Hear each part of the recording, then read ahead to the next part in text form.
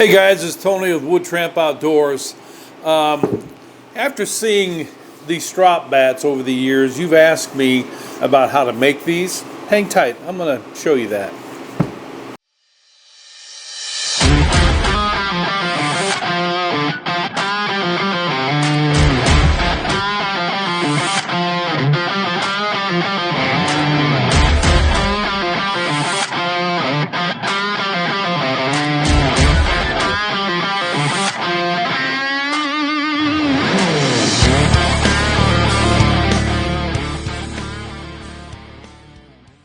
I'm going to show you how to make not exactly this size. They're going to be this size here, and this was the most popular size. First of all, keep it manageable. If you want to make one like this, that's fine. I made these for bigger blades, but you can use them with small blades too, and machetes, axes, whatever.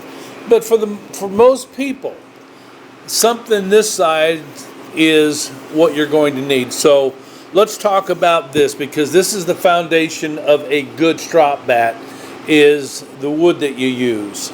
This is red oak that has been sanded 4 sides. It's smooth. You don't want a bunch of anomalies in this. Let's get back to this again. All right, this here's 10 inches by 2.5, and this is 3/4 thick. Okay, 10 by 2.5 by 3/4, and some type of nail right there. What is that? Gross. Next thing that you're going to have is some leather. We used to have a Tandy leather shop within 20 miles of where I am at. It was easy to get in the buggy and go over and get a scrap roll like this. But it's closed since then, and you know, I'd have to get online. But this is just scrap that I have left over. And next thing that you're going to need is some way to adhere it. I use Tight Bond 3, which is a waterproof glue. I mean, if you want to take these out into the bush with you, you know, these will fit in your backpack for your base camp. That's what these are really good for. So you got to have yourself some glue. And then once you get it glued up, you don't have to have leather working tools. But I'll tell you, the main tool that I use is an edger, like this guy right here. I'll show you how to use this, but you don't need it. You don't need any of these leather tools that you see inside of my box here. And these are cheapy tools, by the way. Things I've made knife sheaths with, stuff like that. But this is the main guy right here. It's just an edger. Just rolls over the edge a little bit. Okay, so we're going to get that out of the way. And the last thing you got to have is a very sharp knife. So I got an ink pen here. And another thing that you're going to have is you're going to have some finishing oil, some green compound, and you're going to need a way to rough up, suede up your leather. So for me, that's a palm sander. Let me grab the palm sander as well. One of these little cordless DeWalt's are perfect for this if you have the right grit. I may have to roughen this up a little bit because you want that side to be rough. All right, so all you do is lay out your leather like such. If you don't have a big anvil like I got here, that's just a railroad rail is what it is. And then I had my buddy Big Daddy, bass player in my band, Juju Johnny. I say my band, it was all of our band. Big Daddy Dan Carroll and Gus Zacharias, who we called Primo. So you're just going to go around it like this, draw it out. And for the smooth side, you want it to be decent leather, which we got right here, okay? So I'm going to put something under it. so I don't ruin my cover here. Then I'm going to take this knife. Just going to go ahead and cut it like so. And I go outside the pencil line or the ink line, whatever you're using there, just a little bit, because I'm going to need to be able to trim it somewhat.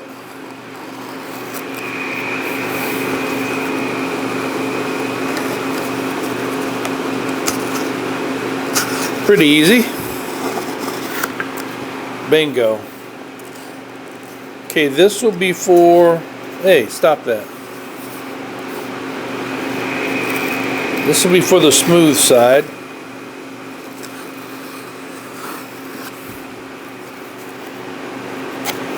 Okay, it doesn't have to be perfect. And then I want to look at what side is rough there, but because I could use some of this for something later, but I'm just going to go ahead and use the same size, right? This one's a little bit too short though, you see that? It's okay because I'm going to make 2 of these today.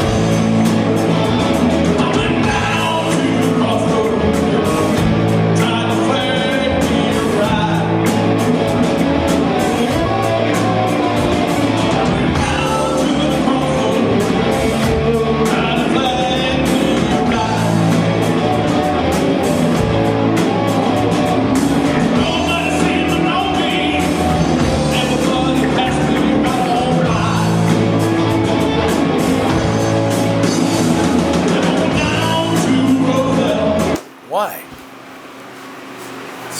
It's nothing. I don't have a big wood shop. I don't build kitchens and all that. Man, that'd drive me crazy. My favorite thing to build, and people laugh when I tell, is birdhouses.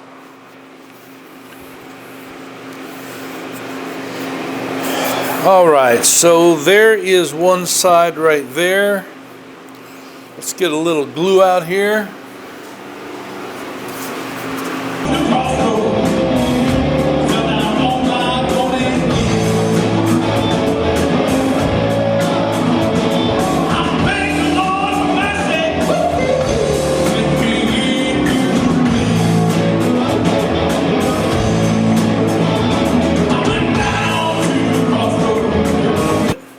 I'm going to lay it down as close to that edge as I can.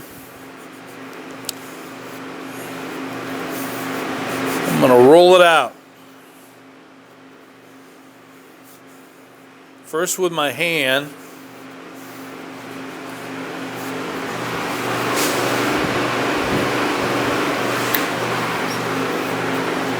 And I'm going to show this to you. You're going to think this is weird. This is a candle that Mo put in a toasted banana cream pie. There's some weight to this. It's uniform. It will help you roll this out. Okay? Right here like so.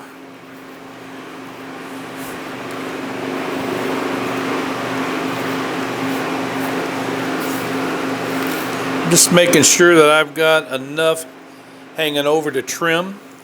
And now we do the candle again.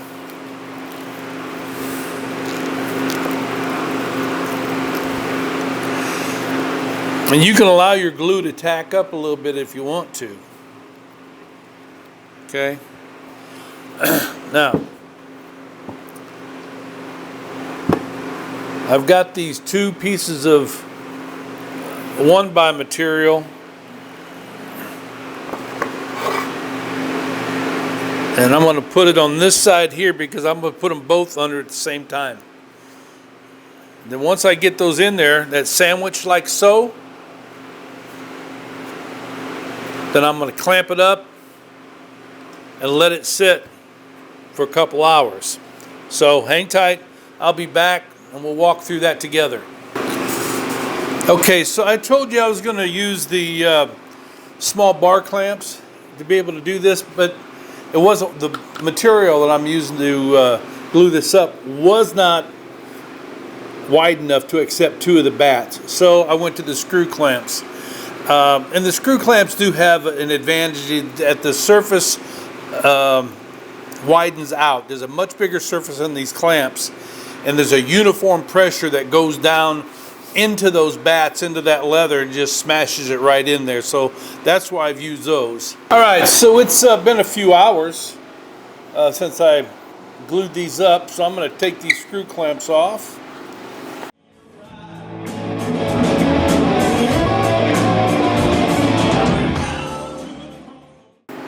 So here they are, man. They're pretty solid. Okay, put that there. Put that over there. Now, what I do is I trim off the exit. Did I just say exit? Excess. Yeah, excess. Right along that edge, as close as possible.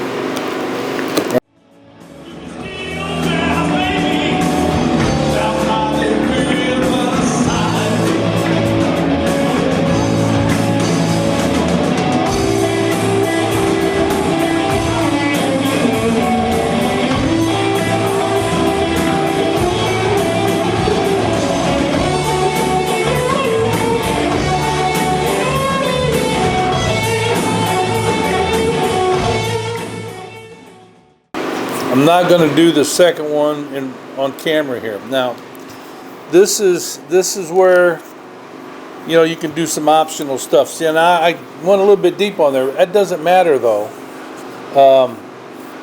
because this where this tool comes in right here. All it does is rounds over your edge, right? It puts a chamfer on the edge of your work, like I did with the knife right there.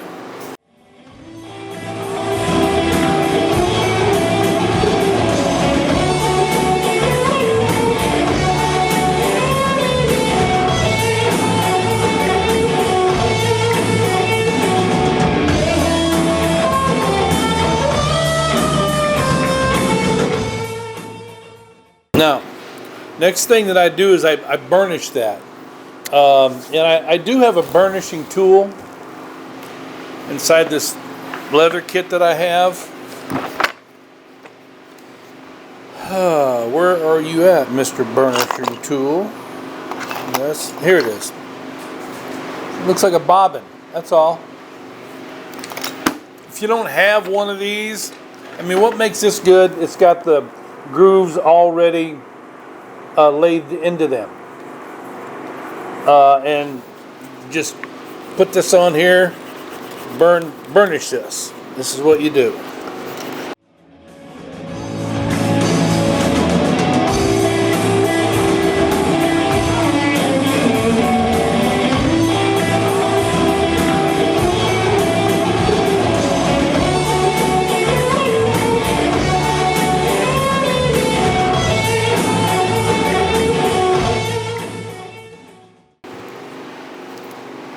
Cut off that edge a little bit right there and right here, right? So it's nice and smooth on this side and somewhat rough on this side. It's not rough enough. Now there's two things that I do at this point. As I told you, that for this side here, it has to be rough enough to be able to accept and hold your rubbing compound, right? This is green rubbing compound. It has a little bit of an abrasive in it that impregnates into here. Now, this is the palm sander, And I changed the grit here. Now when you do this, you don't want to go at it like you're killing snakes. You want to let the weight of the sander do this.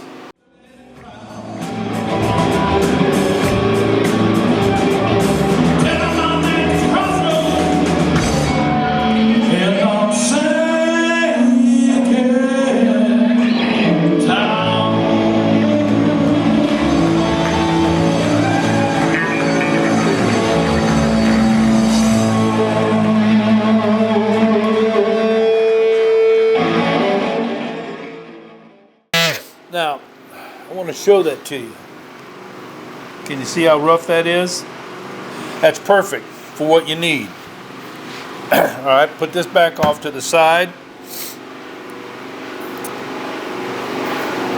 And I'm going to prepare this side by cleaning it. Okay? First thing I'm going to do, and I didn't get that out, so give me a second. Microfiber towel. This is good lacquer thinner. It's not the refined or the recycled lacquer thinner what everybody's wanting to say these days. Come on, man. There we go. Now there's a little bit of ink pen left on there. All I'm gonna do is take this around my fingers, get me a little bit of lacquer thinner on there, and I'm just gonna clean that off.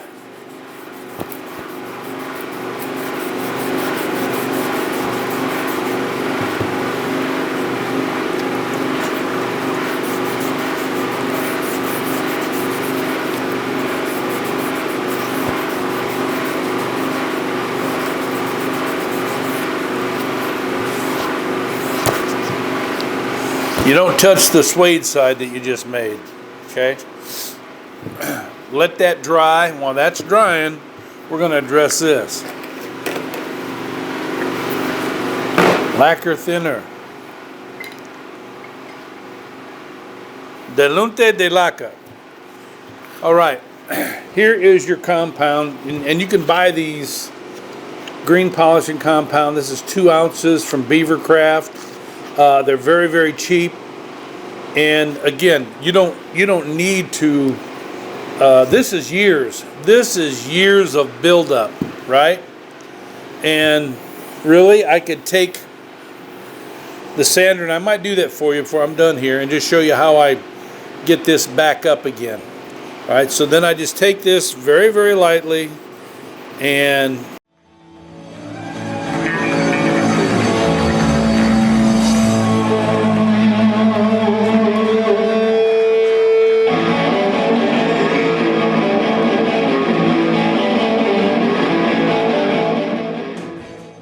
now, we're all dry, okay? And what I use is bush butter.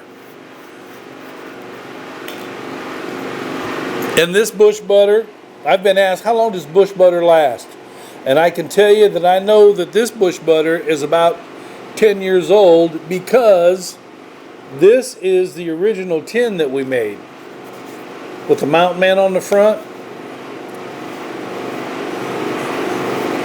It says Wood Tramp Gear, doesn't say Wood Tramp Outdoors.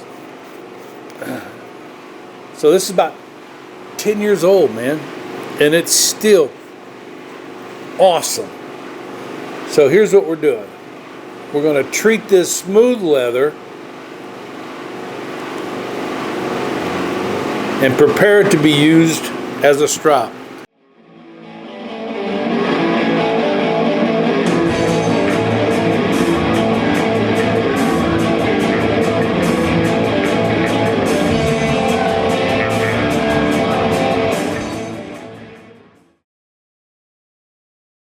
Then I also take the opportunity to do the wood.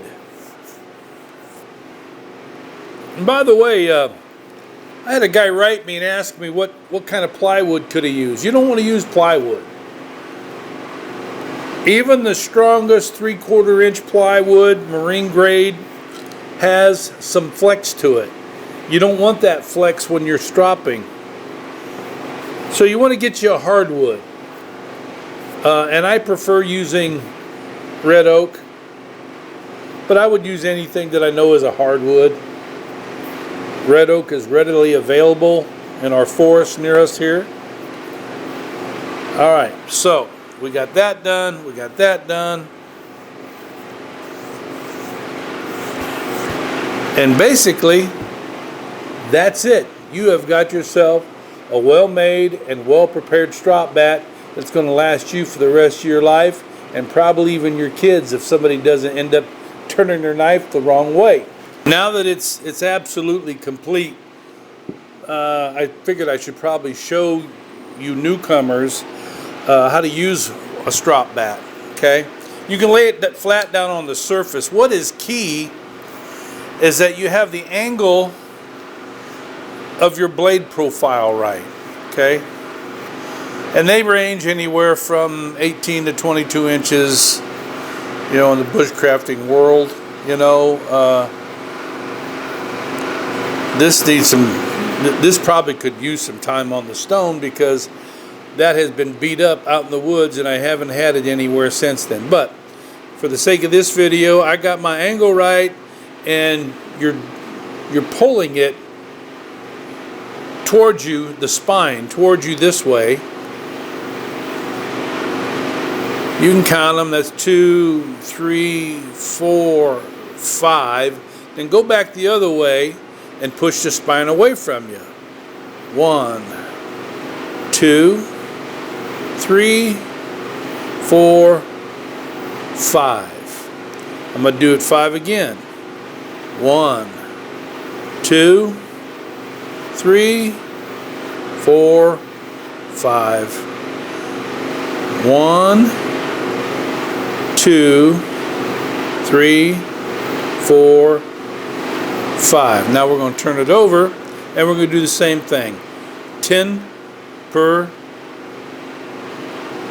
side. 1, 2, 3, 4, 5, 6, 7, 8, 9, and 10. 1, 2, 3, 4, 5. I got 5 more to go, but I wanted to say this. You should feel a little drag when you do that. 6, 7, 8, 9, 10.